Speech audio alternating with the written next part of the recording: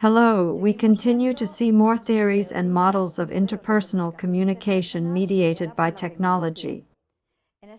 In this case, we are going to see three theories: the theory of common ground, the theory of cognitive perspective, and the theory of communicative competence. And we start with the theory of common ground. According to this theory, the essential objective of communication is to reach a common understanding. Communicating is more, it is something more than emitting messages. The emitter must make sure that the receivers have understood the message correctly, simplifying. In a communicative process, two steps must be repeated continuously. The presentation, that is, the emitter presents the message to the receiver or receivers, and the acceptance, that is, the receiver or receivers accept the statement, giving proof of having understood the message that has been transmitted by the emitter. Both phases are needed to close the process. The proof that the message has been understood, the feedback, can be both positive and negative.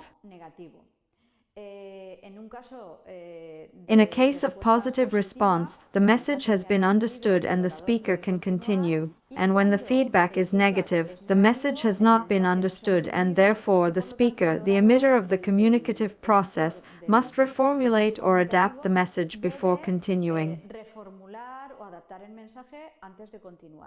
These tests, this feedback, can be obtained by means of different techniques that change according to the medium, according to the communication tool that we are using.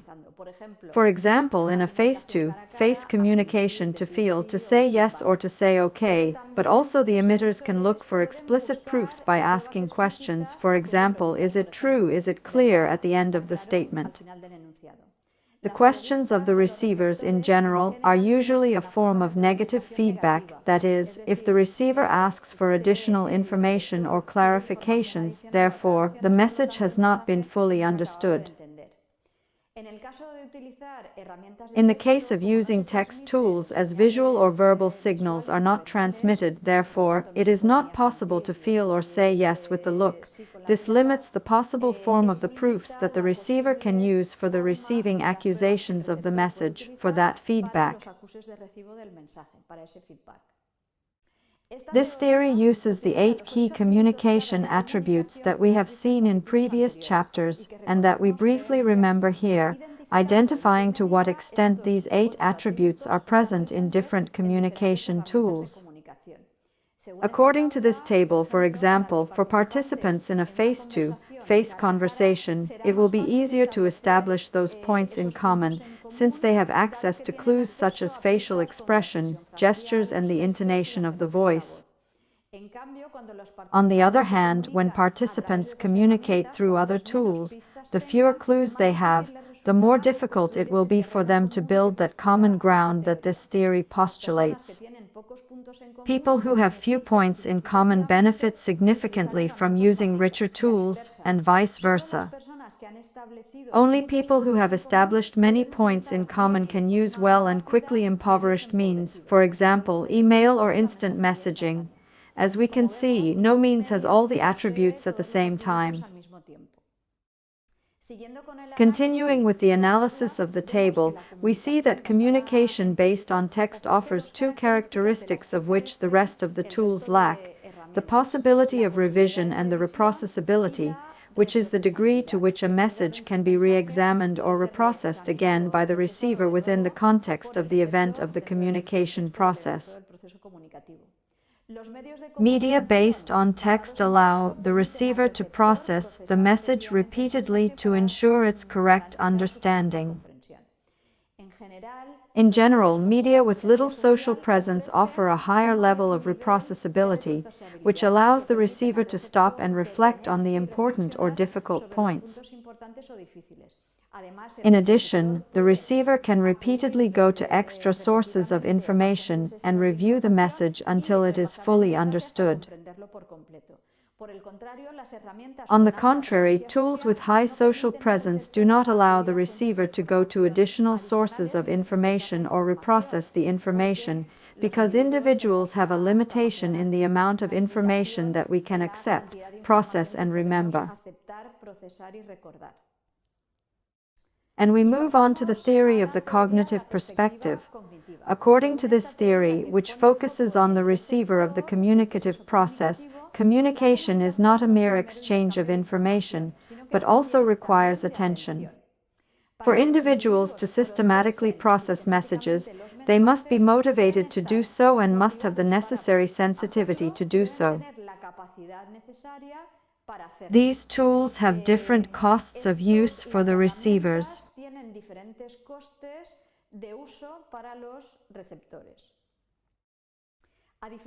Unlike what the previous theories postulate, the more complex the task, the richer the media that should be used. The theory of the cognitive perspective suggests that the use of media rich in social presence induces a greater motivation, but decreases the ability to process the information transmitted, while the use of poor media with little social presence can reduce motivation, but increases the ability to process the information. This model analyzes, from the point of view of the receiver, how the media, the tool of communication chosen, can contribute to the change of understanding of the message.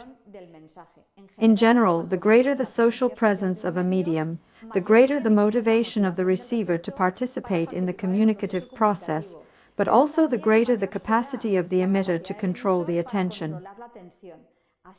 Thus, the emitters need to use rich media so that the receivers pay close attention and are motivated to process the message. However, the level of social presence provided by the media has an inverse relationship with the capacity of the receiver to process the message. As a conclusion, the use of rich media with high social presence is useful for small amounts of information, while the use of media with low social presence decreases motivation, but increases the ability to process large amounts of information over periods of time, that is, longer. Different media are needed for complex tasks in which an overload of information can be generated. In these cases, the use of mixed media or change of media is justified by the need to balance the attention and the motivation required by the emitter and receiver with the ability they have, especially the receiver, to process the information emitted by the emitter. Depending on the task, when the emitters want to capture the attention of the receiver and motivate it for an immediate response, they must use a medium-high social presence. On the contrary, when reflection and deliberation are necessary to process the information, the emitter must use a medium-low level of social presence to attract the attention of the receiver and give it time to objectively elaborate the messages. And now we move on to the last tool, a model that we are going to analyze. In the field of communicative competence, this model proposes that it is more likely that the emitter and receiver are perceived as competent insofar as they are motivated to initiate that communicative process.